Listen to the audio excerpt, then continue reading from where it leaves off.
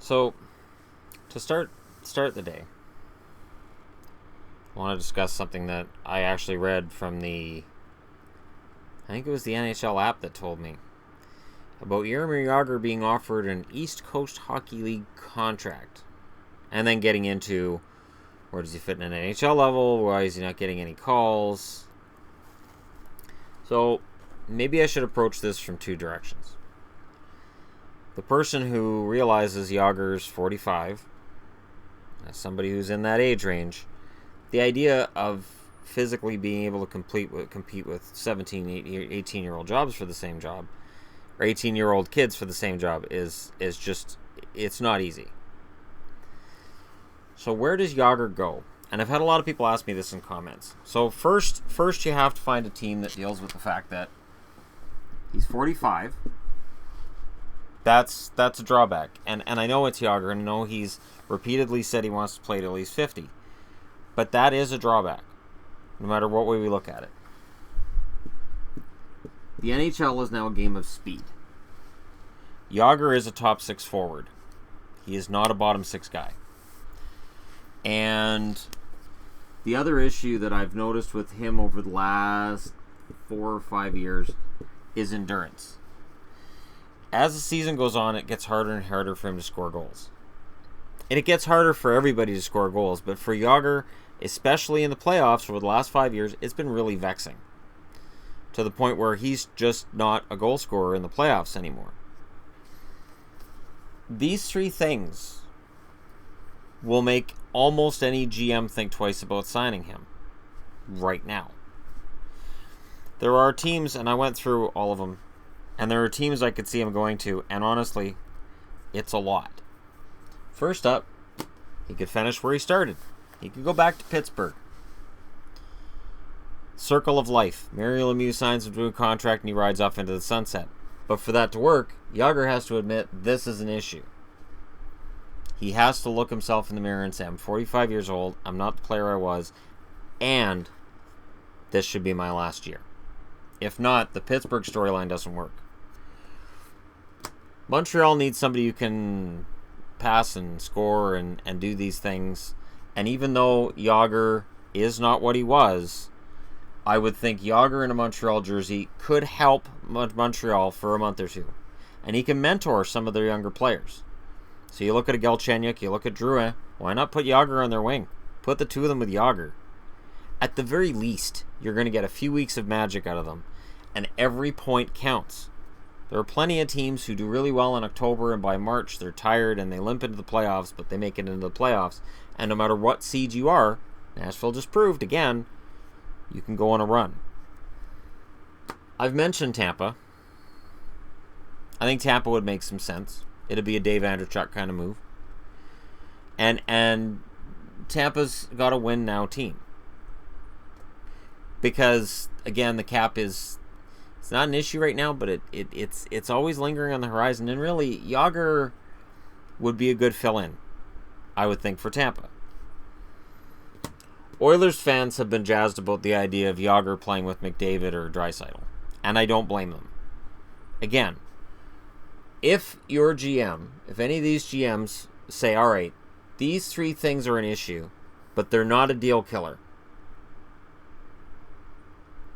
then, and you're not expecting him to score 60 points, you're not expecting 25 goals, you're not expecting Jagr from 10 years ago or 20 years ago.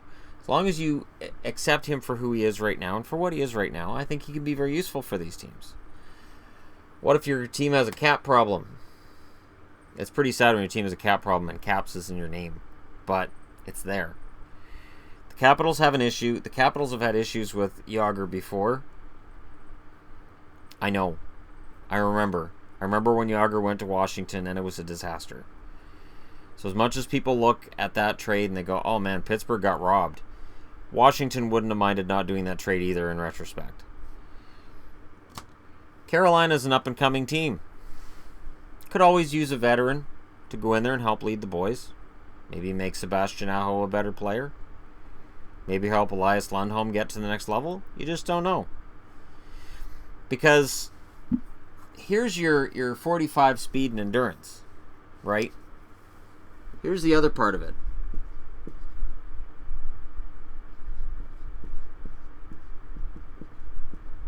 2 Stanley Cups, 2,000 points. He could hit 2,000 points this year. With a good run, he'd hit 2. He likely doesn't reach that, but the fact that he's within shouting distance of it means he's got that experience. Sure, those cups were at the beginning of his career. He's also played for, I think it's 7. It could be 8. He's played for lots of teams. He knows about being the new guy in the dressing room, and it doesn't bother him. He has no problem with being traded. So, again, if any of these teams pick him up and he ends up being a rental somewhere else or he just doesn't fit, there will be takers. Once he's playing again, there will be takers. Young team.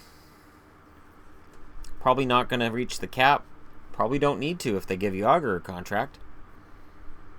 Clayton Keller might enjoy playing with Jagr. Max Domi might enjoy playing with Jagr. The fact that even at this speed, even at this age, with the speed and the endurance issues that he's got, these kids would be jazzed playing with him. That would just make them so happy. Happy enough that they'd forget that the word jazzed hasn't been a synonym for anything resembling cool for the last, 40 years? I blame that on Jazz from the Transformers. He sucked. Detroit. Why not? Detroit took Vanek on a flyer, and he ended up being a good rental at the deadline. Jagr wants a job, so why not? And on that level, why not Jersey? He's played in Jersey before. Why not go back to Jersey? You just never know. They've added Johansson. You add Jagr for little money. I don't think Jagr's cap hit's going to be high. So that's another benefit, too. There's low cap and virtually no risk. I've had people say no risk about some signings, but Jagr, there's no risk. Because at any point in time, he can get traded out if it doesn't work. And if it does, if any of these teams find their young players are buoyed by playing with Jaromir Jagr, you got yourself... in Montreal's case, it could move them into that next level. For Tampa, it gives them an emotional leader. And Jagr, if any of these teams are in the playoffs, Jagr may end up being up in the press box watching. He may be a healthy scratch. Then somebody gets hurt, Jagr gets thrown in, and maybe after having, say, a week off as a healthy scratch, maybe he's got his energy back, maybe he pots a couple of goals. You look like a genius for picking up Jaromir Jagr, and it's this inspirational moment for your team, your franchise, and Jagr might get to ride off into the sunset with 3 Stanley Cups if he's with the right team. So let me know in your comments, in the comment section below, which team you think Jagr should go to, and it doesn't have to be one of these 9, obviously. These are just the 9 that stood out to me as, yeah, that could work. And let me know why. Let me know the benefits where you see it and the detractions where you see it. Or does he just not sign? Is he done? Let me know in the comment section below what you think. Don't forget to hit like and subscribe. And it is a fun game to try to figure out where he might end up. And we may find out in a week. We may find out in October. We may find out in December. He may not get an NHL contract until well into the season. Which might be smart.